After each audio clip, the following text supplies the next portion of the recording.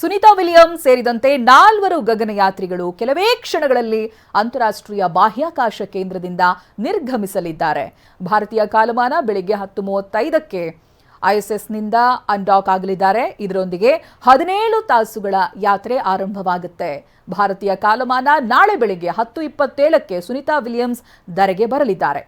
ನಿಮಗೆ ಗೊತ್ತಿರಬಹುದು, ಸುನೀತಾ ವಿಲಿಯಮ್ಸ್ ಹಾಗೆ Butch Wilmore ಇವರೆಲ್ಲರೂ ಕೂಡ ಲಾಕ್ ಆಗಿದ್ರು. ಕೇವಲ 9 ದಿನಗಳವರೆಗೆ ಯಾತ್ರೆ ಅನ್ನೋದಾಗಿ ಇದ್ದಂಥದ್ದು ಅದು 9 ತಿಂಗಳಾಯಿತು.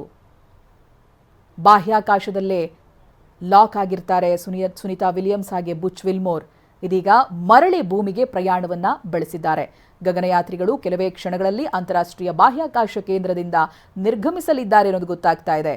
ಭಾರತೀಯ ಕಾಲಮಾನ ನೋಡುವುದಾದ್ರೆ ಬೆಳಗ್ಗೆ 10:35ಕ್ಕೆ ಇನ್ನೇನು ಕೆಲ ಕ್ಷಣಗಳು 5-10 ನಿಮಿಷಗಳಲ್ಲಿ ಐಎಸ್ಎಸ್ನಿಂದ ಅನ್ಡಾಕ್ ಆಗ್ತಾರೆ. ಇದರ ಜೊತೆಗೆ 17 ತಾಸುಗಳ ಯಾತ್ರೆ ಆರಂಭವಾಗುತ್ತೆ. ನೀವು ದೃಶ್ಯದಲ್ಲಿ ಗಮನಿಸ್ತಾ ಇದ್ದೀರಲ್ಲ, ಎಲ್ಲ ಪ್ರಿಪರೇಷನ್ಗಳು ನಡೀತಾ ಇರೋದು ಭೂಮಿಗೆ ಮತ್ತೆ ಮರಳಿ ಬರೋದಕ್ಕೆ. ಯಾವಾಗ ಇಲ್ಲಿನ ತಂಡ ಬುಚ್ ವಿಲ್ಮೋರ್ ಹಾಗೆ ಸುನೀತಾ ವಿಲಿಯಮ್ಸ್ರನ್ನ ಭೇಟಿಯಾಗುತ್ತೋ ಆ ದೃಶ್ಯಗಳು ಕೂಡ ಸೋಷಿಯಲ್ ಮೀಡಿಯಾದಲ್ಲಿ ವೈರಲ್ ಆಗಿತ್ತು. ಅವರ ಮುಖದಲ್ಲಿದ್ದಂಥ ಖುಷಿ, ಹೌದು ನಾವು ಮತ್ತೆ ಭೂಮಿಗೆ ವಾಪಸ್ ಆಗ್ತಾ ಇದ್ದೀವಿ ಅನ್ನೋದಾಗಿ.